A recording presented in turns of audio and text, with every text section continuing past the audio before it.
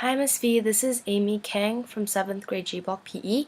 And for a little bit about myself, I was born in 1999 and I'm 12 years old and I really like PE. So the reason I'm making this video is because we learned a lot about health and a healthy lifestyle and health this year for PE. And for example, I learned about the 4 major factors that affect our healthy lifestyles: getting 7 to 8 hours of sleep minimum every day, relaxing every day, getting exercise regularly a couple times a week, and then having a healthy diet, which means food from every food group. And the most important thing about having a healthy lifestyle is motivation and balance. You have to balance each factor so that you don't put emphasis on just one, and you need to want to be healthy to be healthy. So what I'm going to talk about in this video are 5 general factors that affect the world and myself, a little bit about diet, and a little bit about exercise. Enjoy! Let's start with 5 general factors that affect people and myself. The first factor that I chose are smartphones, which includes applications and texting. Smartphones are positive and negative. Some sides that are negative are that it could cause bad eyesight because of the electrical screen and that you're more exposed to cyberbullying. It's also positive because you can communicate with other people and it gives you entertainment for a short amount of time. Some things are negative and positive. For example, applications. They're positive because they give information, but they are negative because they expose you to advertisements. Speaking of advertisements, advertisements are negative and positive because advertisements influence your choices. If you make good choices due to advertisements, it's positive. If you make bad choices, it's negative. Smartphones don't affect me very much, even though I have one and I've been using it for over a year, because I don't really like using my phone. I get sick of it, and unlike other people, I don't find it very fun, so I don't use it very much, and it doesn't affect me at all in any way. The second factor that I chose is social networking systems, or SNS. Once again, there are negative and positive sides. One positive side is that it's easy to communicate with people over SNS. However, there are many negative sides as well. You can meet strangers and chat with them, and that can be very dangerous. You can get addicted and keep you inactive. Some negative and positive things are, once again, advertisements. They influence your choices. If there are bad choices, it is negative. If you make good choices, they are positive. I think that unlike smartphones, SNS affects me very much. I have a Facebook and a Skype, and even though I don't spend much time on Skype, I spend a long time on Facebook and I just keep it open. So I think it distracts me, and if I spent less time on Facebook, I'd probably be more productive and get to bed earlier. So I'm trying to cut my Facebook so that I'm not heavily affected. I think that unlike smartphones, SNS affects me greatly because I have Skype and Facebook. Skype I spend less time on. I think I spend like an hour every 2 days, but Facebook I think I spend way too much time on. I think I spend over 3 hours because I just keep it open when I'm on my computer and I check every single notification. And it influences me greatly because it often takes up a lot of my time and it prevents me from being productive, affecting my sleep. And it also makes me really addicted to like the games on Facebook. So I think it's very negative in many ways for me.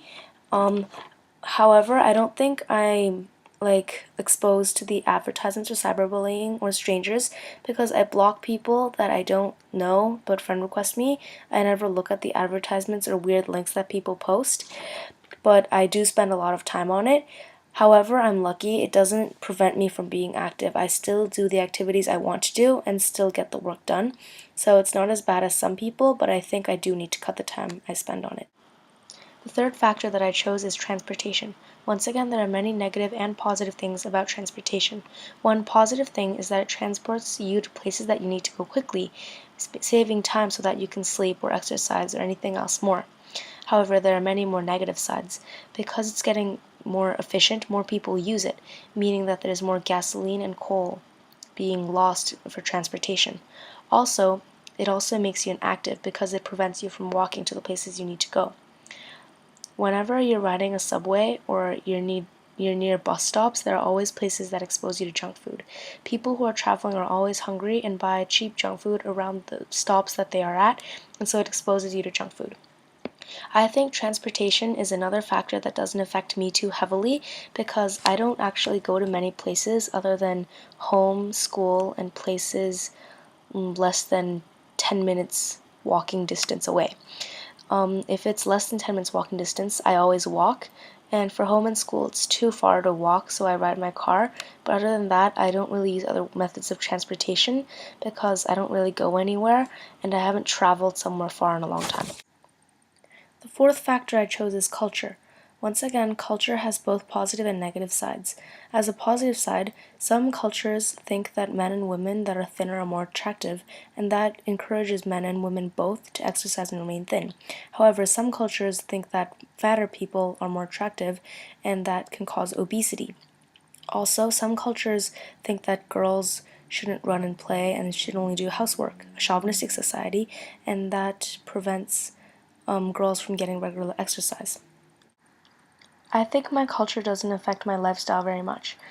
Koreans are still very chauvinistic at some times, and they assume that girls don't run and play, and they think that girls should focus, and many men think that women should do housework. But in our family, we aren't very chauvinistic, and because most members of our family have been exposed to different cultures, like how my mom and I and my sister have lived in Canada and the States, and my father has been traveling to many different countries, we aren't exactly living like most Koreans, and so we aren't very affected by the culture. So I just live the way I think is healthy, and it doesn't affect the way I exercise or eat. The fifth and last general factor that I chose is disabilities. Disabilities, unlike other factors, have mostly negative sides. Some negative sides include not being able to do certain activities because of your disability, and the stress you get from being teased or feeling different from other people. I don't think disabilities affect me at all because, as you can see, I don't have any disabilities. Disabilities doesn't only include missing limbs or having a mental problem, but it also means needing a device to support yourself to be like everyone else. Meaning having glasses is also a disability. And I don't have glasses, I don't have any physical disabilities or mental disabilities, so disabilities don't affect me at all. We also learned a lot about diet and health unit. I learned a lot, especially in the junk food area. We learned that junk food causes a person to be obese, really overweight, and obesity leads to type 2 diabetes, heart disease, high blood pressure, and bad joints because there's more weight on top of your joints that it needs to support. I remember that a lot of junk food also has a lot of sugar in it, and sugar causes some tooth decay, so like cavities. And so then I learned that I could actually use this information and connect it to myself. I remember that in Canada I had a really obese friend. She was really, really fat. She weighed more than a full-grown man, and that I think she had diabetes. I wasn't sure because I was young then, but she often suddenly got these shots at school, and I think it was insulin, and she was always eating these medications I didn't know about. So yes, she had diabetes, and also whenever I drink Coke, I don't drink it very often because I don't really like Coke, but when I do, I can feel my teeth get kind of crunchy and weak and make weird sounds when I rub them against each other. The second thing we learned about is fad diets. Fad diets are diets that help you lose weight really quickly. We also learned that fad diets can be really boring because it tells you to only eat one type of food, and that's not only boring, it only gives you a few nutrients, and that's really unhealthy, as well as it tells you to eat a little, so you get an inadequate number of calories. I remember that over the summer before 7th grade, my sister went on a fad diet, even though she wasn't fat, she thought she was, so she went on a fad diet, and I remember she was always grouchy, she was always grumpy about how hungry she was, and if we offered her food, she'd turn it down, and how sickly she looked. And then once she was exercising in the gym, and then she collapsed while she was running on the treadmill, and so she stopped her fad diet, and now she gained her weight back in less than 2 months. The third thing we learned about is eating disorders. One type that we learned was anorexia nervosa. It's caused by stress because you think you're fat, and it mostly occurs in girls. It causes you to over-exercise and not eat very much and make you really, really thin, and then you could be hospitalized. Eating disorders cause low blood pressure, heart and kidney problems, and difficulty concentrating. I remember that some of my sister's friends had anorexia when she was in high school, and that they were really, really thin. They were all skin and bones, and they looked kind of gross to me. And they were often like fainting at school for a few seconds. They were better, but it often like made them really woozy, and they like never ate. And sometimes if they did, they'd purposely make themselves throw up. They were sick often, and they had a lot of bloody noses. So I think anorexia nervosa is a really, really bad condition and it needs to be treated. We also learned a bit about exercise. One thing that I learned in exercise was what exercise does for you. Exercise trains your heart, lungs, and muscles to be stronger, and that exercise improves skills like hand-eye coordination, foot-eye coordination, full body coordination, balance, and flexibility. When I played soccer in the fall this year, I could feel that my foot-eye coordination got better from the beginning of the season because I could control the ball better, and without looking down the whole time, I could tell where the ball was going to go and my foot could catch it. Also, my kicks got stronger, which proves that my leg muscles got stronger, and I could run harder and longer for a longer time because my lungs got stronger. The second thing I learned about was the necessity of exercise.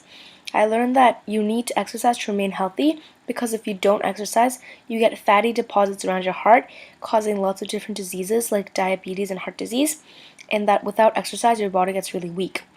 I remember that last year, winter break, I didn't exercise very much except for the occasional outside walk with my parents, and when I came back to school and I ran, my legs were sore than usual and I had trouble breathing. The third thing I learned about was that there are two types of exercise. The first type is anaerobic, which is exercise that uses short bursts of energy, like weightlifting. And the second type is aerobic, which is a type of exercise that lasts for a long time and uses your energy steadily, like jogging. Both types of exercise can be in one type of exercise. At first I didn't understand that, but then I thought about the sports I participated in last year, and then I thought basketball. Basketball is anaerobic, uses a short burst of energy when you're shooting. However, it's also aerobic when you're running around and dribbling the ball and then passing to other people. So then I understood how some sports can be anaerobic and aerobic, that how it's actually in my life and how I participate in sports with both types and how they are both important. In conclusion, I think I need some work on my balance, on my lifestyle. I get a lot of exercise, like over 3 times a week for over 2 hours, and I get a healthy diet. I choose the right food at the cafeteria, and the food my mom makes is always healthy because she cares about us. But the problem is I don't get much sleep because I guess I waste a lot of time cooling off, and so I need to be a little more productive and get work done earlier so I can sleep more. And relaxing, I relax somewhat every day. So I think all I need to work on is sleep.